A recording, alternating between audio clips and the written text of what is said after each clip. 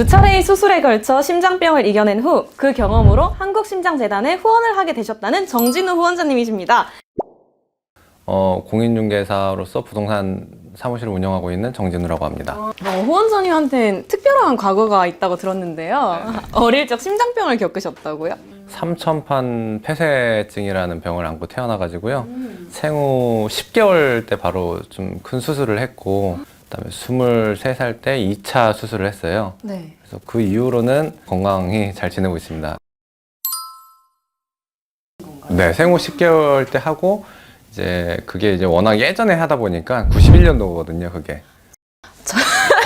네. 91년도여서 옛날 수술법이라서 그게 이제 관이 원래 심장 내부에 있다가 좀 아무래도 거기에 과부하가 걸리다 보니까 그런 부분이 이제 부정맥 또 심장 세동 이렇게 발전을 해서 제가 2차 수술을 23살 때 했어요. 그러면 고교 학창 시절에 이제 부정맥이랑 심장세동 증상을 겪으셨다고 했는데 네네. 이게 좀 어떤 증상이 나타나는지.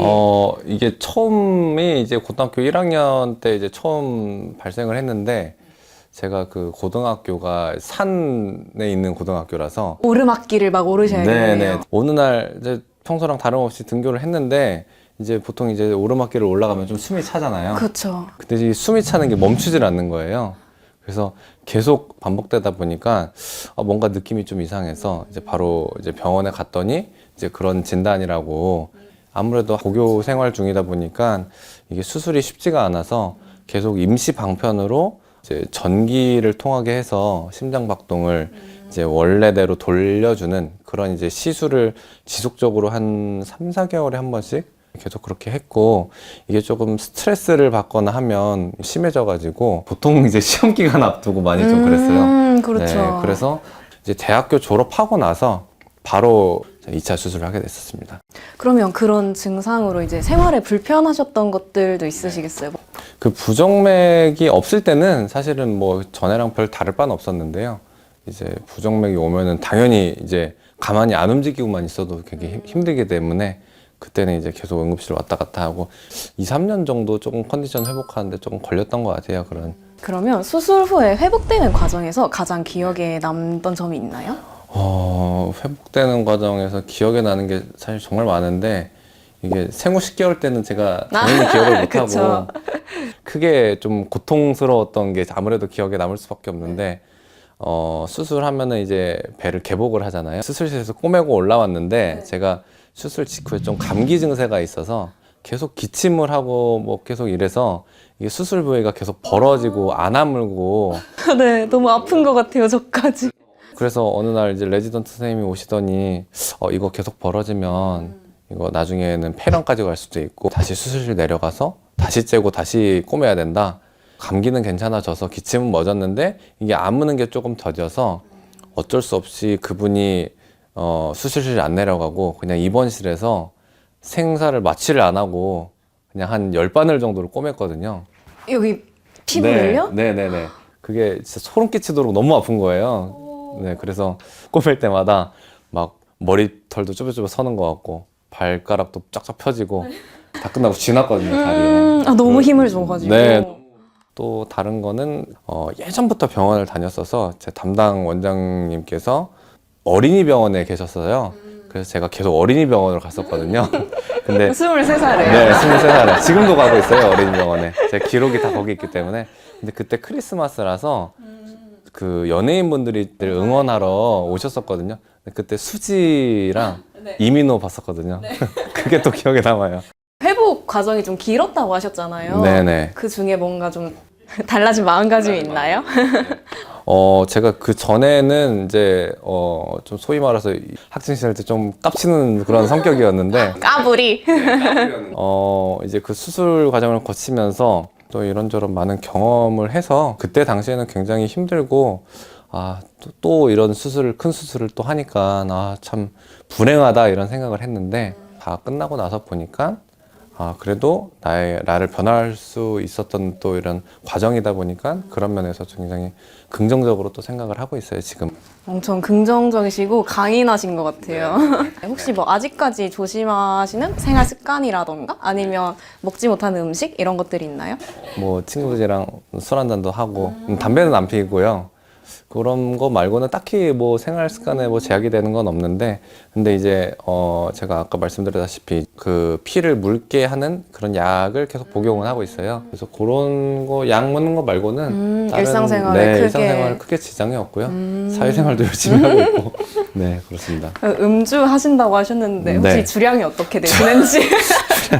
주량은 의사 선생님 보면 안 되기 때문에 건강하시다는 네. 거 잘 알겠어요. 최근에 한국심장재단에 300만 원이라는 큰 돈을 후원해 주셨는데 이 후원을 결심하게 된 계기가 있으신가요? 사실 제가 이 인터뷰 제안이 왔을 때 그렇게 뭐 저보다 당연히 더 크게 이렇게 기부하신 분들도 많을 텐데, 계기는 이런 게 제가 전에는 조금 이런 수술했던 게 어느 정도 좀 컴플렉스였는데 좀 마인드가 좀 달라져 가지고, 아마 제가 가장 크게 생각했던 건 저랑 비슷하게 또 이렇게 수술을 하거나 또 수술 과정을 준비 중인 그런 분들한테 잘 회복해서 잘 성장해서 이렇게 기부까지 하는 사람이 있구나, 네, 그런 마음으로 기부했습니다. 그러면 그 한국심장재단도 그 기부를 하려고 알아보시다가 알게 되신 건가요? 네네네. 원래 제가 다니는 병원에 기부를 하려다가, 제가 다니는 병원 서울대병원이거든요. 아, 어린이병원 아니었나요? 네, 서울대병원 어린이병원. 네. 거기는 이제 뭐 저 말고도 워낙 훌륭한 분들이 많이 기부를 해주시고 하니까 조금 이제 저소득층 가정에 이렇게 좀 돌아가는 걸로 제가 좀 봐서 그런 부분에 있어서 네, 기부를 했고, 또 제가 담당 교수님한테 말씀드리니까 잘했다고 칭찬하시더라고요.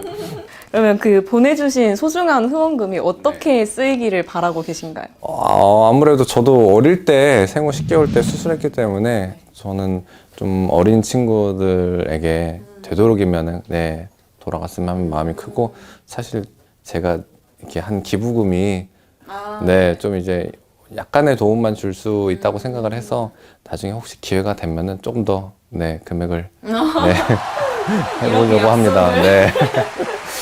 자, 마지막 질문입니다. 네. 후원자님에게 심장이란?